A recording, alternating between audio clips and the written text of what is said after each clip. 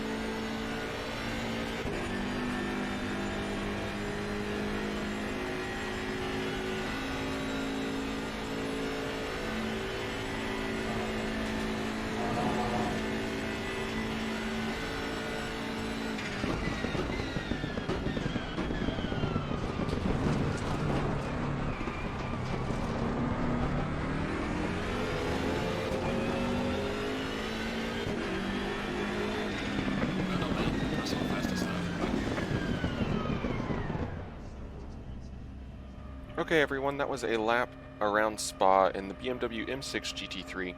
Only managed a 218.48. I say only just because the majority of the other cars I get into the 217s. That's what I try to do with these, but this setup feels really nice. I think I'm letting it down quite a bit. I made a couple mistakes on that track. Should be able to get into the 217s. Someone a little bit more talented than myself, or just with a little bit more time and getting used to it. I'll go ahead and look at the sector times real quick. We did 2 laps here. The first one pretty abysmal in the second sector, and that's where the majority of the time was lost. But yeah, just marginally faster in sector 1 going through Eau Rouge, and then a lot of the time in Pujon, I believe. And that first little bit after the straightaway, could definitely be more aggressive there. and there's more time in it for sure. And then the last sector, a 36.588 on the best lap and a 36.426 as the best sector. I clobbered the inside curb pretty bad into the last chicane and just lost some time there. It's really tricky.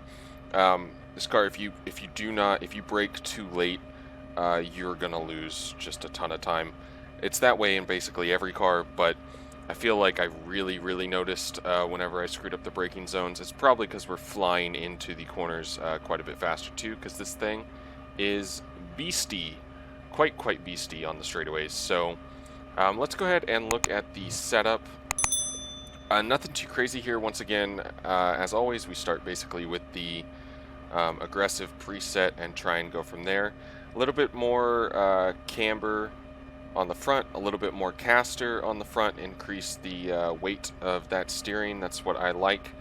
Tire pressures were a little bit weird for this one, so the rears are actually higher tire pressure than the front. Trying something out there with really the softer the tire, the more springy it should be. I'm not sure if that's really modeled, but I was just trying to make the rear a little bit harder because, in my opinion, the rear of this car is just a little bit too soft, even with the high spring rate and all that jazz. So that's something to play with there. Max camber on the rear. It seems like that's pretty typical on these. We'll move on. Traction control, ABS, those are very personal.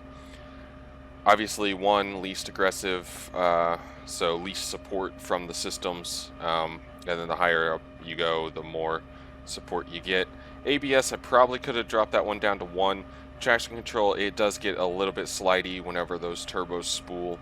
If you go much lower. 3, on the traction control on 3, I definitely noticed it sapping some of the speed out of the corners, like the initial launch out of a corner.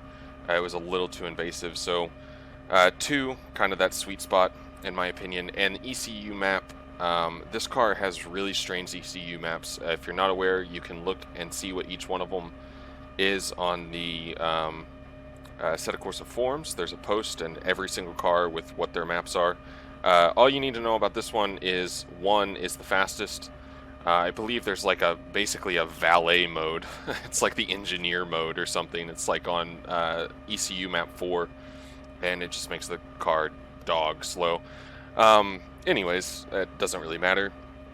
Onto the mechanical grip, softer front anti-roll bar. Brake bias moved it back quite a bit over the start. I think it started at 59, so we're all the way back to 56.2. You can run it lower or further back. Just got to be a little bit more careful trailing the brake in. It can want to snap on you a little bit if you're a little too aggressive with the pedals. Yeah, so wheel rate, see, maxed and maxed. Bump stop range, kept it at 0 and reduced it to 10 on the rear. Normal stuff, helping through Eau Rouge. Increased the anti-roll bar to 2. Help it a little bit more rotation on the exit, a little bit less rotation on entry, and also just kind of stiffen up the car in general through the high-speed corners around here. Preload diff, we took the preload down.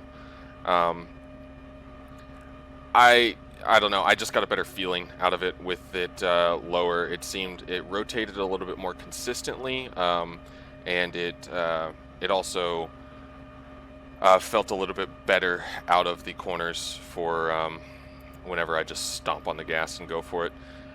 Dampers, nothing too crazy here.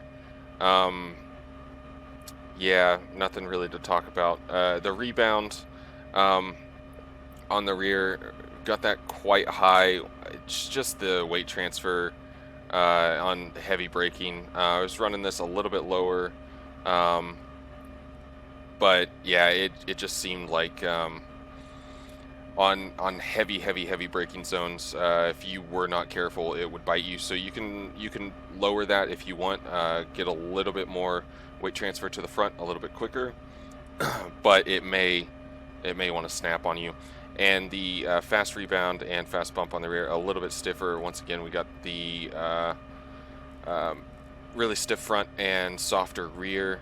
So you just want to, the idea basically is to try and control that and kind of balance it front to rear, but also you got to keep in mind the weight transfer is not necessarily going to be balanced everywhere, and you're going to have to adjust for that.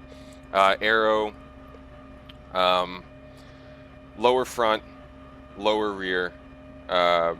Brake ducts, you know, you're going to have to adjust that if you want to do an actual race with this, I would imagine, to try and control temperatures. But it seemed pretty well managed over the entire lap, not overheating anything or going crazy, just to try and get a little bit more straight line speed.